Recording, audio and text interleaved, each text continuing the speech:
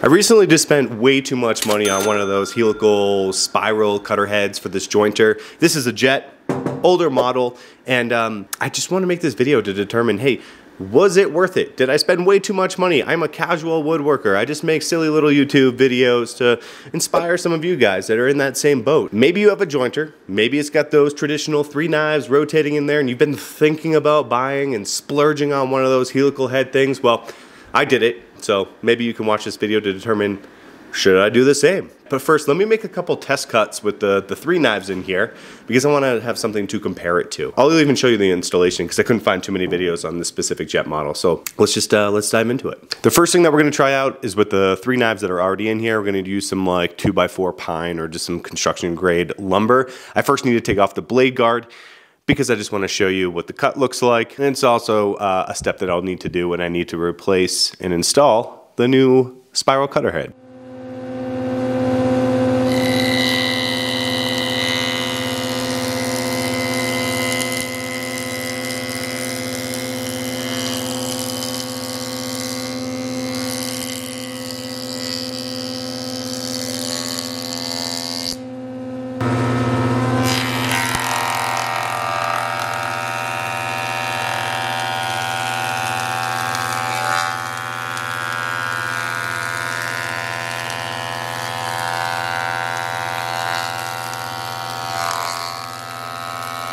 All right, with the current cutter head that's in there with the 3 knives, cutting this construction 2x4, I give it 5 stars. It works just fine. This is soft wood anyway. Joining the face and joining the edge, no problems there, and I never seem to have any problems when I use this type of wood.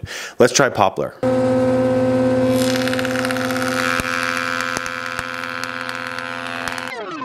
As I'm looking back at the footage, I realize that my technique and form here is all wrong with this poplar board. I should have been placing pressure on the outfeed side of the table just to keep it down as it went through the knives. And as you listen, you can kind of hear it. And towards the end, you can see that little bit of a chip out just because I just wasn't doing it properly. So my score doesn't reflect that I know this now. So just keep that in mind.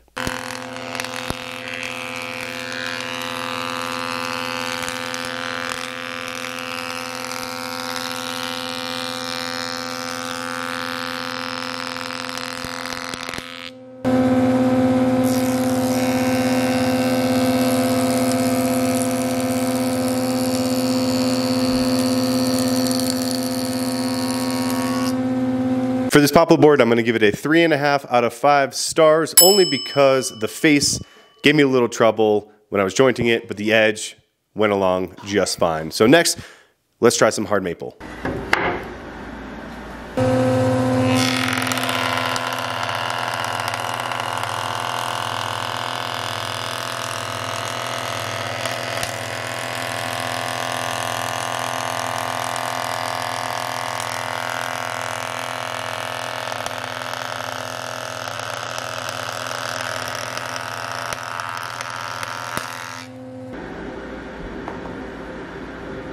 Pleasantly surprised with the maple. It's been a while since I've done any hardwood with this jointer, so I couldn't really compare it to much, but I thought that this maple was going to be a little bit more difficult than the poplar, but I was wrong.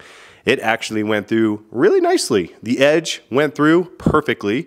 The face took a little bit. There was some of that chip out towards the end, so I'm going to give this one 4 out of 5 stars. I'm also saving up the sawdust for these 3 cuts with the old blades because I want to compare it to the sawdust and see if there's any changes when I install the new helical spiral head cutter blade thingy in that. Let's install the new blade and then we can run those same tests when all of that is installed. So the process of removing and replacing the cutter head was actually really easy and pretty straightforward. But first thing that we need to do is unplug the jointer. And then when that's done, we can remove the blade guard, and you can do this by simply just giving it a few taps underneath with a mallet. Then we'll just need to take off the fence, and to do that, there's a little lock handle and a lock nut underneath. So just remove those, and then you'll be able to easily lift up the fence and put it to the side. With an 8mm hex wrench, just loosen the 2 hex screws underneath the fence-based casting. There's one that you can see, and then there's one underneath. You don't have to take them all the way out, which I realized after. You can just loosen them, and then you'll be able to easily lift it up and put it to the side. Oh, Next, you'll just need to take out the 4 screws and washers holding the belt guard. You'll see that the fence-based casting is still attached in the footage. It's just only because I didn't do this in the right order. Then there are 2 screws that are on the pulley itself. So just remove or loosen those and then pull the pulley back a little bit so then you can detach the belt. And at this point, don't be like me and think that you're done. There are still 2 lock washers that you'll need to remove to detach the cutter head bearing housings from the base. One on the front and one on the back. The instructions say that these are more easily accessible through the dust chute, but I had no problem just going in from the front and the back. Oh my God. Yeah, and that's really it. So since we'll need those bearing housings for the new cutter head, I just wrapped the whole cutter head into tape just so it was a little bit safer to handle. So I have the cutter head out, but there are these bearing housings that we need to pull away from the bearing because my replacement cutter head doesn't have those because these are specific to the joiner that we have. I didn't realize this, so I'm saying it in this video just in case you're doing the same, but I had to go out and buy a gear puller. So ultimately I'm gonna put this on top, crank it, and this should separate the bearing from the housing. So let's try to do it.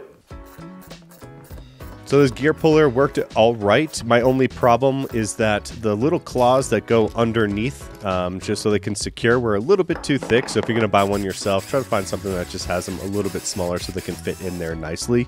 So when I did one side, I flipped it over and then used this scrap piece of 2x4, drilled a hole in it just so I could have some leverage and keep it upright while I took off the other side. And then when that was done, I took out my new spiral cutter head, wrapped it in tape, and then just used a mallet to put the housings back on the bearings. And I'm not going to show you the installation for this because it's pretty much everything that we just did, but in reverse. So I've got the spiral cutter head installed, it's calibrated, and now we're gonna run those same 3 tests that we did before, the edge and the face with the 2x4, the poplar, and the maple boards. I'm also gonna take a look at the sawdust and compare it to the old one, and then we can finally wrap up with answering the question, is this thing worth it for casual woodworkers? If you liked the video so far, give it a like and subscribe if you're not already. And now let's go run those tests.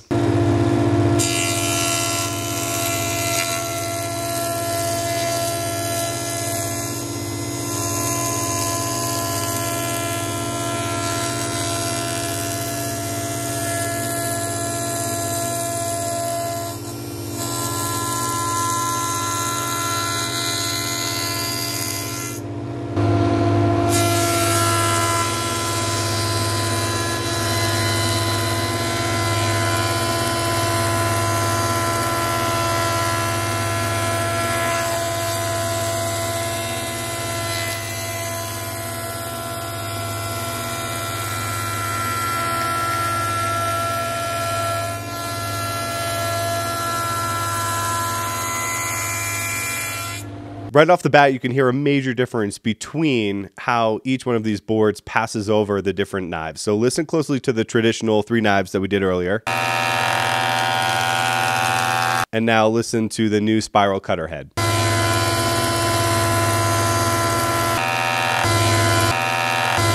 All right, we'll talk about it more in a second. Here's the poplar and the maple boards.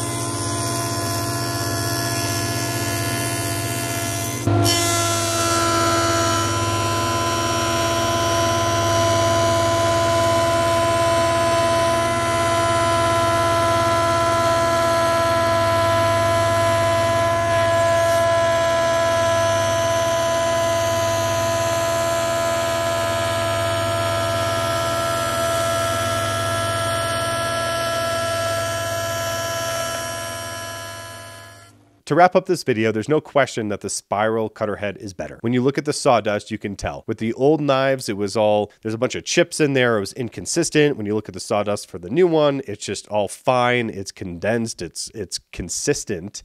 And when you start running the material over the jointer with the spiral cutter head, you can tell that the jointer's not working as hard to pass it through and the cuts are just cleaner. But the question that we're answering in this video is it worth it for casual woodworkers? For me personally, I could go without it. I could use the old knives and get away and making my projects just fine. I'm usually mostly using pine and construction grade lumber to build my projects. But if you're on the other side and you use a lot of hardwood and you're making really intricate, nice pieces of furniture, yeah, I could see you wanting to invest something like this. So I don't know. Hopefully this video was helpful. Hopefully give you a perspective if you're kind of on the fence about purchasing one, to give you a sense of what are the old knives like? What is it like with the new ones? And that was the goal of my video. So hopefully it was valuable to you. And if you're watching this video all the way to the end, I'd imagine that you're a subscriber of mine. So I just want to say thank you. And I'm sorry that I haven't been very consistent with my uploads recently. Ever since we moved to Colorado, my workshop is kind of in our garage. I don't have the necessary space, and we've got 3 kids now and a whole bunch of stuff. So I promise I'm going to try to get back to recording videos more frequently because this is something that I enjoy doing. So thank you guys, and I will see you in the next one.